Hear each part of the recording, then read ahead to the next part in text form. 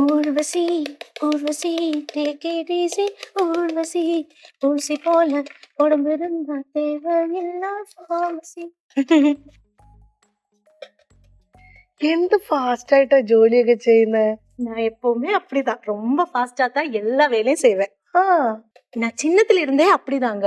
அதனால என்னோட ஃப்ரெண்ட்ஸ் எல்லாம் என்ன கூப்பிடுவாங்க தெரியுமா? എന്തുവാ? எக்மோர் எக்ஸ்பிரஸ். എന്ത്? எக்மோர் எக்ஸ்பிரஸ். ട്രെയിൻ? ஆமா, எங்க ஊர்ல ஓடுற ட்ரெயின். എനിക്ക് സാധാരണ തമിഴ് മനസ്സിലാവത്തില്ല, പക്ഷെ എനിക്ക് കനകത്തിന്റെ തമിഴ് നന്നായിട്ട് മനസ്സിലാവുന്നുണ്ട്. எங்க ஊர் தமிழ் வந்து ரொம்ப வித்தியாசமா இருக்கும், அதனால ஒண்ணுமே புரியாது. ஆனா நான் இங்க வந்ததுல இருந்து கொஞ்சம் மலையாளம் எல்லாம் கலர்த்தி பேசுறேன், அதனால உங்களுக்கு எல்லாமே புரியுது. വെറുതെ അല്ല, ഞാൻ പണ്ട് സിനിമയൊക്കെ കാണുമ്പോ എനിക്ക് ഒന്നും മനസ്സിലാവത്തില്ല, പക്ഷെ ഇവിടെ വന്നിട്ട് കനകത്തിന്റെ എല്ലാം പറയണ കറക്റ്റ് ആയിട്ട് എനിക്ക് മനസ്സിലാവുന്നുണ്ടെന്നേ. അല്ല, ഒരു കാര്യം ചെയ്യ്, ഞാനിത് അറിയാം, വേറെ എന്തെങ്കിലും ജോലി ഉണ്ട് ചെയ്തോ. அப்படின்னா நான் போய் 2 தேங்காய் புதிச்சிட்டு வரட்டா? பழகி இருக்கு.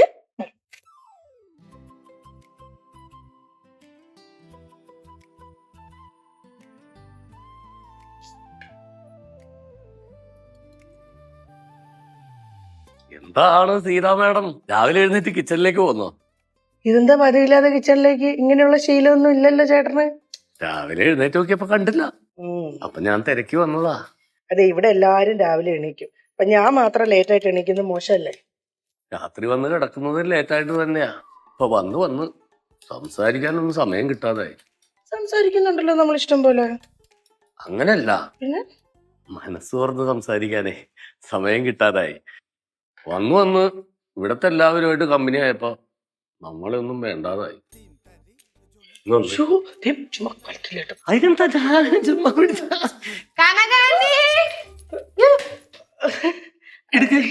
എടുക്ക്. ഇന്ന് ക്യാബേജ് കറിനാണോ? എന്താ പതിവില്ലാണ്ട് അച്ഛനമ്മ അടുക്കളയില്? അല്ല, ഇന്ന് അമ്മയെ ഞാൻ സഹായിക്കാൻ തരും. ഞങ്ങൾ ഒരുമിച്ച് ഇവിടെ പാചകം ചെയ്യുന്നത്. കുഴപ്പമുള്ള വീട്ടിൽ ഇങ്ങനെ തന്നെയാ? പിന്നെ അച്ഛൻ എപ്പോഴും അമ്മയെ സഹായിച്ചുകൊണ്ടിരിക്കും. ചുമ്മാ പറയാന്നേ. ആണ്ടിൽ സംക്രാന്തിക്ക് വന്ന് അടുക്കളയിൽ കയറും, എന്നിട്ട് പിറ്റേ വർഷം മുഴുവൻ അതിന്റെ കണക്ക് പറയുകയും ചെയ്യും. സീതേ, ഒരാള് ചെയ്ത ഉപകാരത്തെ അങ്ങനെ വില കുറച്ച് കാണരുത്. പിന്നെ ഉപകാരം. അല്ല, കനകാന്റി ഇവിടെ പോയി ഇവിടെ ഉണ്ടായിരുന്നില്ല. കനകം തേങ്ങ പൊതിക്കാൻ പോയിട്ടുണ്ട്. ഞാൻ അങ്ങോട്ട് ചെല്ലട്ടെ, നിങ്ങൾ പണിയെടുത്തോ. ക്യാബേജ് ഒന്ന് കഴുകിയിട്ട് അരിയട്ടോ. അവക്കെടുത്താൻ വേണ്ടിട്ട് പിള്ളേരെ കണ്ടിട്ട് വന്ന മോശമല്ലേ, കൈക്കിന്റെ പിടിച്ച്. അതിനെന്താ നമ്മൾ ഒരു കുഴപ്പമില്ല സീതേ. നാണം കെടുത്ത ആ കൊച്ചങ്ങാണി കണ്ടിരുന്നെങ്കിലോ. എന്ത് വേഷം കളിച്ച പ്രേമം വരില്ല. സീതുസേ, എന്തോ ക്യാബേജ് പിന്നെ അരിയാം. നമുക്ക് കുറച്ചേരം സംസാരിച്ച് കളിക്കല്ലേ വീട്. നമ്മൾ സംസാരിക്കുന്നതിന് എന്താ